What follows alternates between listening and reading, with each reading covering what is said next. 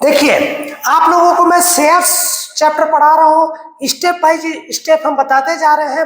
तो आज का टॉपिक क्या है हमारा? Call in advance. Call in advance मतलब पहले से दे दिया आपको किसी ने। तो अब शेयर्स के लिए मैंने क्या बताया हुआ है? शेयर्स के लिए हमने आपको बताया हुआ है, पहले ही एक दो चीज हमने आपको बताया हुआ है। क्या है? इसको हम एक साथ भी लमसम अमाउंट एक साथ भी ले सकते हैं, या उसको पार्ट वाइज भी ले सकते हैं। पार्ट वाइज लेते हैं तो किसमें होता है? Application, allotment and call. Call को भी हम बांट सकते हैं किसमें? First call, second call and final call, या फर्स्ट एंड फाइनल कॉल, या सेकंड एंड फाइनल कॉल। मतलब मेन क्या है? Application, allotment and call.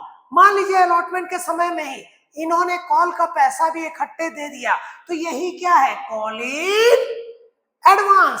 देखिए डेफिनेशन में भी मैंने दिया हुआ है क्या, कि एक्चुअल कॉल मांगने से पहले ही अगर कोई हमको पेमेंट कर देता है तो वही क्या है?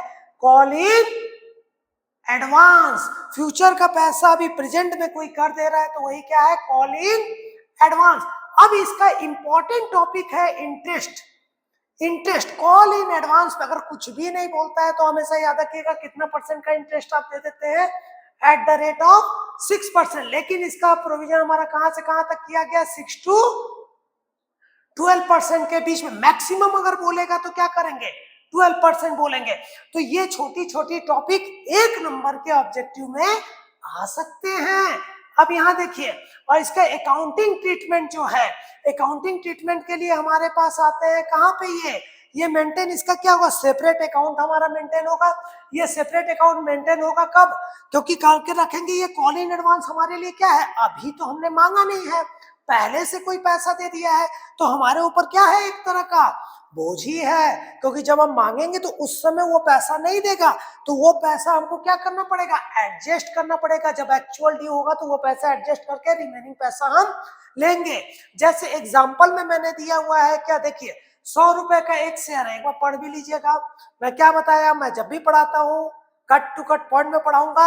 यूट्यूब में भी आप लेक्चर देखेंगे तो समय बर्बाद करने वाला लेक्चर नहीं देखिएगा, अपने पढ़ाई से रिलेटेड चीज देख लीजिएगा, फालतू का बकवास में ध्यान नहीं दीजिएगा। अब ध्यान दीजिए, फॉर एग्जाम्पल में हम देखते हैं क्या है? द शेयर क्या? 100 each, issued 30 application, 30 allotment and 40 on call पे है। तो शेयर में हमारा क्या हुआ? शेयर होल्डर, एक शेयर होल्डर है, और शेयर होल्डर कौन है? Pay the entire ₹100 at a time of allotment. तो at a time of allotment में 100 रुपए दिया, और अलॉटमेंट में मांगा कितना गया था? अलॉटमेंट में मांगा कितना गया था? 30 रुपए। अलॉटमेंट में मांगे गया था 30 रुपए, और उसने दे दिया कितना? 100 रुपए। तो 40 रुपए जो दिया वो किस चीज का दिया हमको? कॉल का दिया।